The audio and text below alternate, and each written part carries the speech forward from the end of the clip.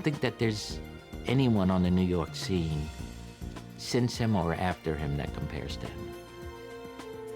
There is no one like him as a person or as a craftsman.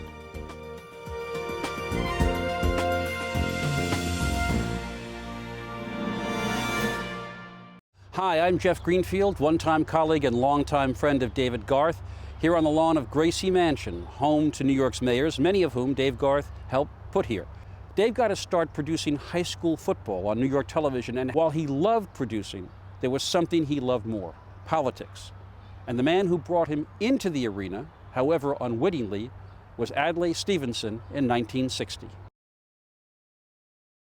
Adlai Stevenson, of course, was not nominated in 1960, but that effort kindled in David Garth a passion to enter the political arena. What he needed was a campaign and a candidate. Fast forward to 1965 and Manhattan Congressman John V. Lindsay. Television was really new in 1965, and the Lindsay campaigns were the first really telegenic campaigns in New York City, and that helped Mayor Lindsay break through, and David Garth played a key role in allowing Mayor Lindsay to project his best qualities to the people of New York. I had never seen it before. People didn't think much of television advertising as a phenomenon, certainly not in New York, until David came along and ran the Lindsay campaign. But it was the 1969 Lindsay re-election campaign where Dave Garth really began to develop what became a signature move, taking a politician's liability, meeting it head-on, and turning it into an asset. John Lindsay had made many mistakes in his first term and had become politically toxic, so much so that he lost the Republican race for renomination. He was forced to run on the Liberal Party line. Dave Garth was one of Lindsay's inner circle that developed the key strategic move of the '69 campaign, what we came to call in our more polite moments the Lindsay Eats Crow effort. I guessed wrong on the weather before the city's biggest snowfall last winter, and that was a mistake. But I put 6,000 more cops on the streets, and that was no mistake. The school strike went on too long, and we all made some mistakes. But I brought 225,000 new jobs to this town, and that was no mistake. The fact that John Lindsay sat before the camera on the back porch at Gracie Mansion and ate crow, that was the most important thing, and David realized that. With Lindsay's re-election in 1969, Dave Garth's political consulting work really took off. He even was able to hire as a part-time assistant a young speechwriter who knew nothing about television production, me. Dave was involved in the campaigns of Richard Ottinger in New York, Adlai Stevenson III in Illinois, John Gilligan in Ohio, John Tunney out in California. In fact, David became so well known that Robert Redford offered him the chance to play himself in the movie The Candidate. Dave turned down that offer because he hated the script. There is no truth to the rumor that Dave insisted his part be played by Paul Newman. Bottom line is this: I like what you stand for.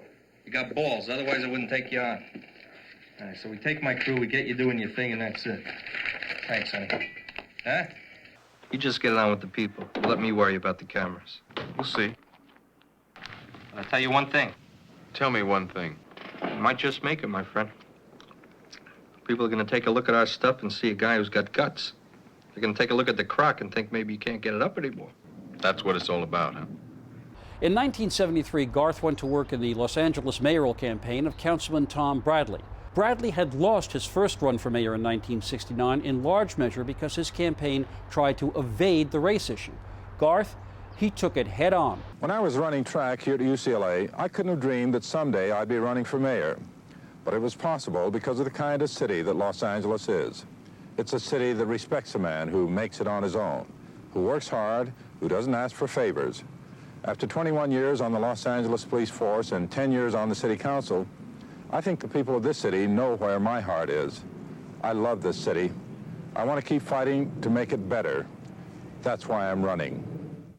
Bradley won, and David continued his remarkable winning streak. In 1974, supervising the upset victory of Hugh Carey as governor of New York, helping Ella Grasso become the first female governor of Connecticut, helping John Hines get elected to the United States Senate in 1976. But in 1977 in New York, the political story of the year was the campaign of a relatively unknown congressman from John Lindsay's old Silk Stocking district in Manhattan, Ed Koch. I would not have become mayor of the city of New York if David Garth hadn't become my general manager, guru, however you want to refer to him, media consultant. Koch was almost a nobody. He was a Manhattan congressman. The chances of his becoming mayor were pretty slim, but the fact that David Garth had decided to work for him was suddenly an imprimatur. It suddenly elevated him. If David Garth was working for Koch, there must be something there. And he said to me, what he said to me, he says to every candidate, because I've talked to other candidates, you got to lose 10 pounds or 20 pounds. That's the first thing he says. So I said, I'll do it. And I did. He said, you have to stop wearing your three-button suits. I've worn a three-button suit ever since I came back from the Army. I said, if that's all it takes, I'll do that too. And he says, you have to stop being funny. Well, I said to him, David, I believe there has to be some humor, because that's me. And he said, all right, we'll make one commercial. And I think the commercial went something like this. A-Beam says he knows the buck. And 2 years later, we didn't have any bucks. Then he told us he made the tough decisions. He must have forgotten Felix Rohatyn, Steve Berger, Governor Carey, and Big Mac. Now Mayor Beam is asking for 4 more years to finish the job. Finish the job? Hasn't he done enough? They wanted someone who could run the city after 4 years of near bankruptcy under A-Beam. And Ed Koch was presented in that way, a guy who was not ideological particularly, but David managed to project him as a guy who could surround himself with competent people and actually manage the city, and that's what people wanted. This was a major political feat, and if anyone had any doubts about David Garth's ability, that sealed him as a real kingmaker in this city and around the country. Dave Garth went international in 1978, working on the successful presidential campaign of Venezuela's Luis Herrera. And in 1981, he was there for the victory of Israeli Prime Minister Menachem Begin. Garth was hot. He was in great demand. But the reason why is critical to understanding this remarkable man. There is no one who, in this metropolitan area, who has dominated politics like David. And it's no accident. It's because he knew how to shape a candidate, and he knew what to do.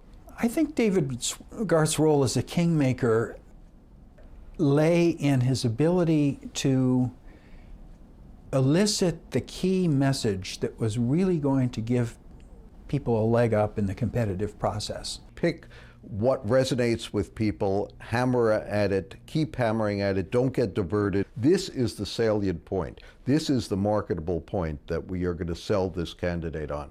In 1980, Dave ran the campaign of Pennsylvania Republican, well, then Republican, Arlen Specter, who was elected senator. He also took on the only presidential campaign in his political career, working on the independent effort of John Anderson.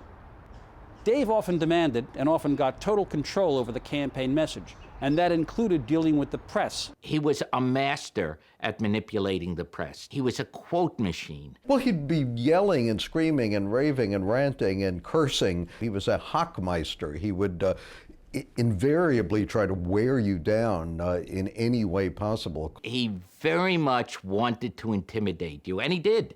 I don't know of a person who wanted to talk to David, including many reporters. Oh, no, I got to talk to David. You know, what am I going to do? And you would steel yourself up for that interview with David. David, can I talk to you? No. And, you know, and so what do you want? And, you know, it's, well, you know, the mayor said this, you know, what do you think of his strategy? He said, that's for you to find out. He really understood the craft and the manipulation of the press and how to shape stories way before anyone else did. He was a master at it. To be sure, Dave had his share of losses. Particularly painful were the losses in 1982 of New York Mayor Ed Koch in the governor's fight in New York, and Los Angeles Mayor Tom Bradley in the governor's fight in California. In 1989, Koch lost the mayoralty in a bruising primary battle with David Dinkins. Up till then, Garth candidates had occupied City Hall for 16 of the previous 20 years. Garth made up for that loss 4 years later when he partnered with another shy retiring New Yorker, Rudy Giuliani. I decided to hire David for a couple of reasons. Very tough, very outspoken, very demanding, very smart, and 100% engaged. He was everything that all the people who loved him said he was. He wasn't quite as bad as all the people who hate him said he was. Right? There are great media people who do great television. There are great political analysts who can really figure out how to organize a campaign. David combines both of those things. He's a great media person, understands it really well, but he's also a brilliant political strategist. He is 100% on your side, and he is a tremendous friend. We would have all of these sessions, prepare scripts, go over the scripts, edit the scripts, take out words, put in words, try this one, try that one. Some of them were good, some of them were bad, none of them were great. And then we were having this one session doing commercials, and after we finished shooting the commercials, I think David just asked me something like, how'd you become a Yankee fan in Brooklyn? When I was 2 years old, my father put a Yankee uniform on me and sent me downstairs to play with the kids. And the first thing they did was throw me in the mud. So here I was in the middle of Brooklyn. I was the only kid on my block that rooted for the Yankees. All my uncles were Dodger fans. All my friends were Dodger fans. And we would travel all the way to the Bronx to watch the Yankee games because my father made me into the only Yankee fan in Brooklyn. I was it. I mean, I couldn't find, for years, I couldn't find another kid from Brooklyn who was a Yankee fan. It was a fabulous commercial. You know, that, yeah, this guy could really take it. He's a tough guy. And that's what he was trying to do, and he got all this. Brilliant craftsmanship. You can't say more about him. He really was a genius for his time. In 2001, as the next New York mayoral campaign loomed, 3 different Democrats, Ferrer, Vallone, and Green, all came calling. And Dave said no. Then another aspirant for the mayoralty reached out, Mike Bloomberg. He signed on to work for people that he had confidence in. You know, he's not just a hired gun that would work for anybody. If David Garth, and that was my job to hire him the first time, was to convince him, I knew we wanted him because Patty Harris told me we wanted him. I didn't know him before that, but my first job was to convince him that I could make this city better. We yelled at each other a lot. David and I yelled at each other, you know, and fought, and invariably won. Really annoying, and almost every time he was right in retrospect. David was really critical in helping him kind of be able to project himself in a natural and honest way so that the public could really see who he was. And when you talk to him about what do you say to the public, how do you get the public to have confidence in you and vote for you, I think the first piece of advice would be yourself and be realistic. Dave Garth's career as a political media consultant has spanned almost 50 years, half a century, where he made a lasting impact in how political campaigns were conducted and who governed us. David Garth was an original. He really was. In that world, when he started, he's still an original. I don't think anybody's gonna replicate either his style, his passion, or, you know, his sheer brilliance about politics. He didn't go for some hack out of a clubhouse. He went for guys that made a difference. That will be his legacy in the history books, I believe. I can't think of a better way both to honor David and to reflect his vision and his values than through a chair at the City University system.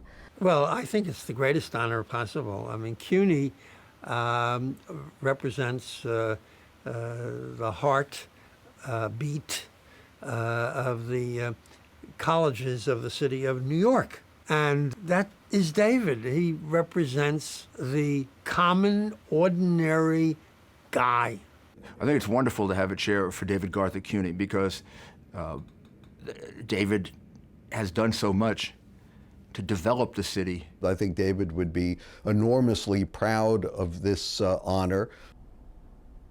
We'd be particularly proud that it's at City University, a university that will undoubtedly someday produce another David Garth. To understand who David Garth is, which invariably will if somebody gets the Garth Professor or the Garth Scholarship or the Garth Book or the Garth Seat or whatever you name after David, Well, who was he? Every time a student says, "Who was David Garth?" I think we're going to get a more responsible, more active citizen in New York City, and that's a gift. David and I, we would have a dinner every 2-3 weeks. And,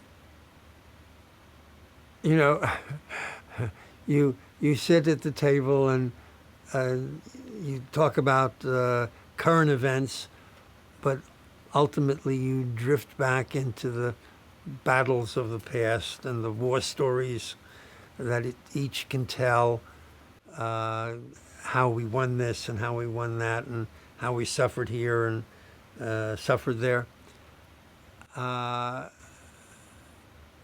It's special. It's special. Anybody who has worked with David Garth has been a very lucky person. Has had, if they had a friendship, and I have had and still do such a friendship,